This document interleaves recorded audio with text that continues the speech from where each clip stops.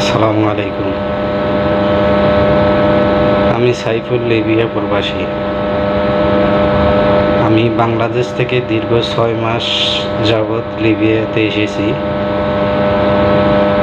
লিবিয়াতে আমাদেরকে আজুর বেঙ্গল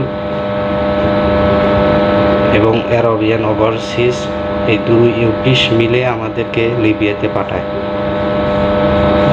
পাঠায়।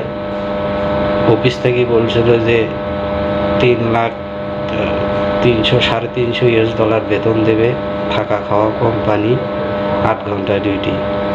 কিন্তু আমরা লিবিয়াতে আসি, দেখি এখানে কিছুই নেই, কোম্পানি নেই। আমাদেরকে যে ভিসায় দিছিল ও ভিসায় এদেশে কোনো কোম্পানি নেই।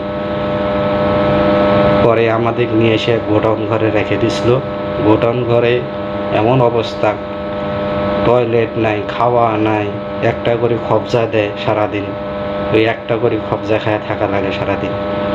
তো আমাদের সাথে এরকম প্রতারণা করলো। পরে এই কষ্ট সহ্য করে না পায়, পরে অন্য জায়গায় একটা কাজের ব্যবস্থা করলাম এবং অন্য লোকের মাধ্যমে। পরে এখানে আসিয়ে আমাদেরকে বলছিল যে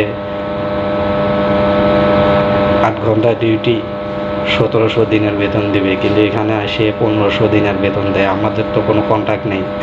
এই ১৫-১৬ ঘন্টা ডিউটি করায় আমাদের, আর ডিউটি না করলে ওরা খারাপ ব্যবহার করে।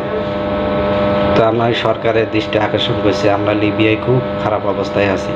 ভাই আমি লিবিয়াত খুব সমস্যার মধ্যে আছি ভাই। আমাদেরকে টর্চার করে, খাদ্য দেয় না। আমরা লিবিয়াতে খুব পরিস্থিতি খারাপের মধ্যে আছি। আমাদের যেন দ্রুত দেশে নেওয়ার ব্যবস্থা করে।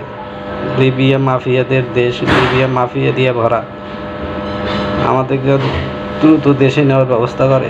আমরা সরকারের কাছে আবেদন করতেছি, আমাদের যেন দ্রুত দেশে নেওয়ার ব্যবস্থা করে।